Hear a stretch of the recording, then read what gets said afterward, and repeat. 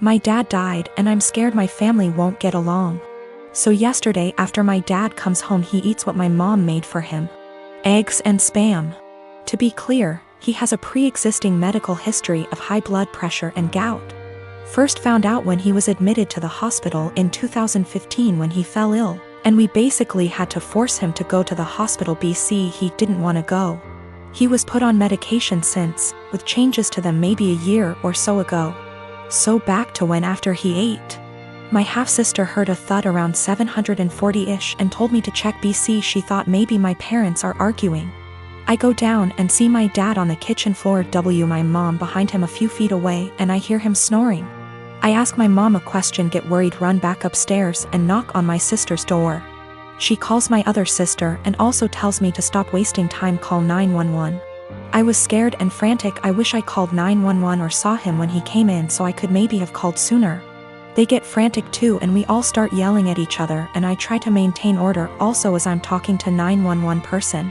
At some point in all of this my brother-in-law yells for help and I help him turn my dad onto his side. BC he said he could choke on his saliva. My dad stops snoring and we start panicking. The EMS tells us how to perform CPR but my sisters keep yelling and so I try to get them working together. They finally start working on it. One is doing compression and the other giving him air and sometimes rotating.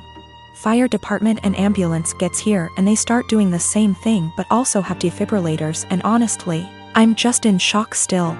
It was maybe 8:03 p.m. when they came or so, I don't remember, it's all a blur. I checked my phone for timestamp, but I called twice so I forgot when original call was placed.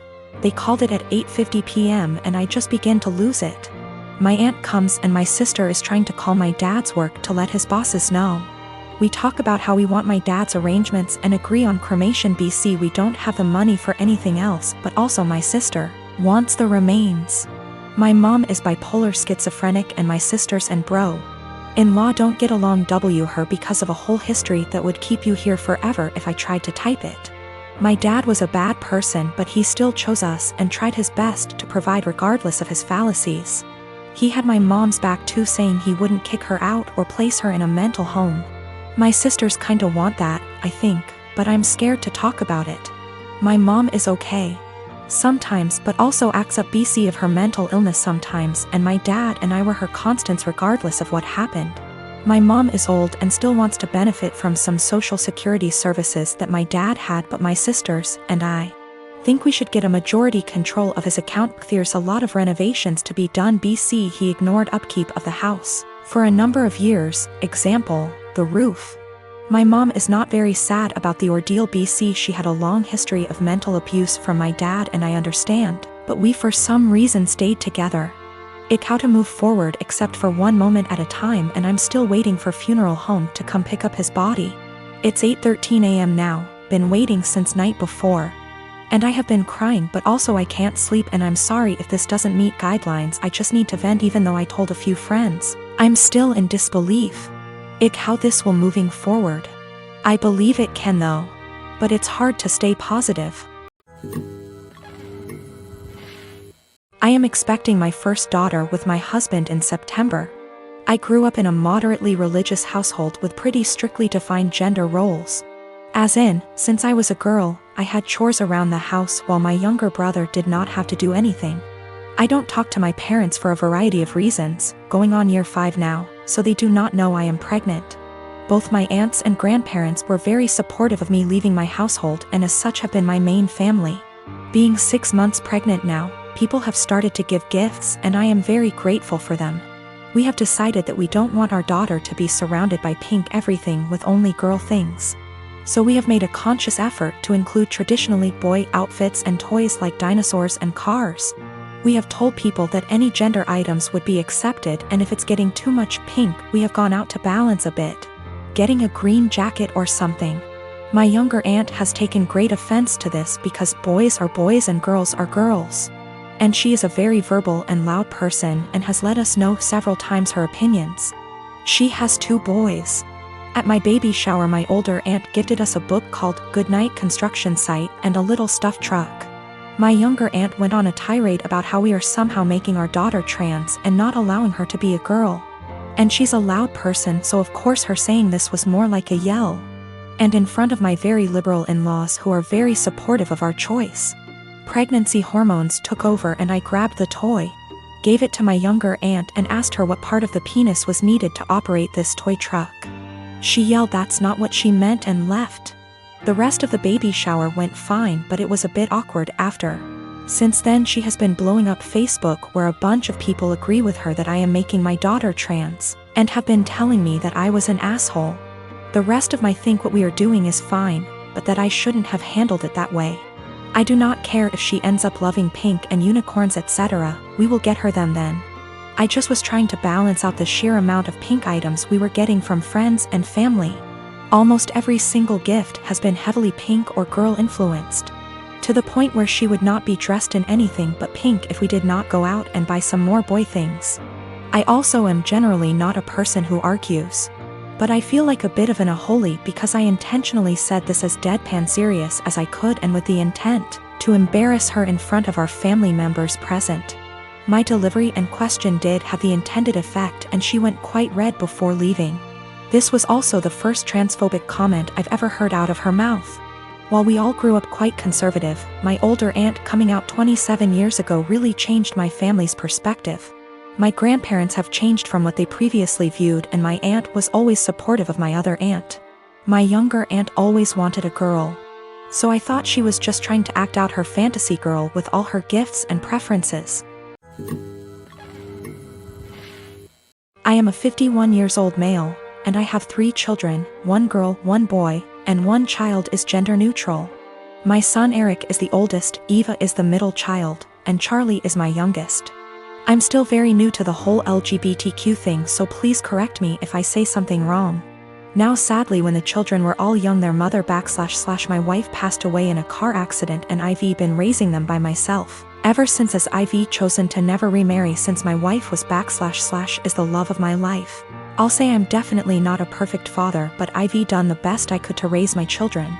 Now Eva has always been a bit more wild than her other siblings even before her mother's passing. Ivy tried everything ranging from having sit-down talks with her to putting her in therapy as well as taking parenting classes and reading books to see what I could possibly do to help.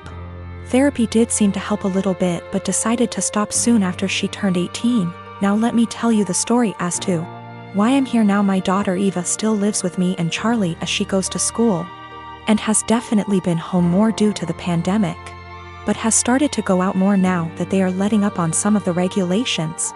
Now I was out getting dinner with an old high school buddy of mine, when I get a panicked call from my son who had been at my house hanging out with his siblings. To summarize what he told me, he got into an argument with Eva and Charlie sided with him. Eva became very volatile and even called Charlie a slur, which is a big hell no for me. So I headed home and tried to calm everything down. I told Eva I didn't care about what they had been arguing about, and that she wasn't allowed to disrespect Charlie or Eric like that. Me and Eva ended up now being the ones to start arguing, but I soon shut it down when I realized it wasn't gonna help. I forced her to apologize and took away her car privileges until she could learn to respect her siblings, and I thought it was the end of that. Well, the next morning after work I ended up coming home and finding scraps of papers all over. At first I didn't get it, but then soon found out that she cut up about half a dozen letters her mother had written me when I was much younger. I was livid. I know it was her because I have a couple cameras in my house. I just walked into her room and told her to get out. She was smug and rolled her eyes, but then I yelled, "Get the out of my house," and she realized I was serious. She was crying and screaming, but I had felt sorta numb at that point and she left with a friend of hers. But now I feel like I was being too harsh, but I wanna stand my ground. She did know about the cameras, but they're really just there for my dog. I am a 45 years old woman, my husband and I have a 15-aunt daughter Kate and a 9-year-old son Sam.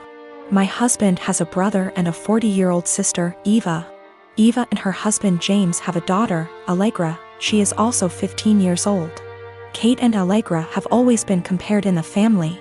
From the time they were born, it seemed to be a competition of who would walk first, talk first, do more, achieve more. And Allegra was always first. I won't go too much into detail about Allegra because that's not really the point, but I will say she's a beautiful, intelligent, truly one-of-a-kind girl and her parents have done a great job raising her. My in-laws fell in love with her and think she hung the moon. This bothered me and made me sad for Kate, but I let it go for the most part. There's no doubt in my mind that they love all the kids equally, but out of the two girls you can tell who they admire more. Every summer, the whole family visits a holiday home that Eva shares with my in-laws. Over the summer, Kate met a boy, Luke, who was also holidaying in the area. They started dating. This was Kate's first experience with boys. Allegra had friends who were nearby, so for our first few weeks we didn't see her much. About 3/4 of the way through the holiday, Kate invited the boy she'd been seeing to dinner. Allegra was told to come, and afterwards she would be going to a party. At the dinner, it was clear that Luke was very attracted to Allegra. After dinner, Luke decided he would go to the party Allegra was going to, as he had also been invited. They both asked Kate to go, but she wasn't allowed and was very upset. My husband and I felt it was not a safe or appropriate environment at her age. Eva informed us, because she knows we do not allow Kate into these environments, that it was an adult party, where there would be drinking and possibly other things going on. Allegra has grown up in a place where these kind of things are much more normal. And Eva and her husband made the choice to let Allegra live those experiences.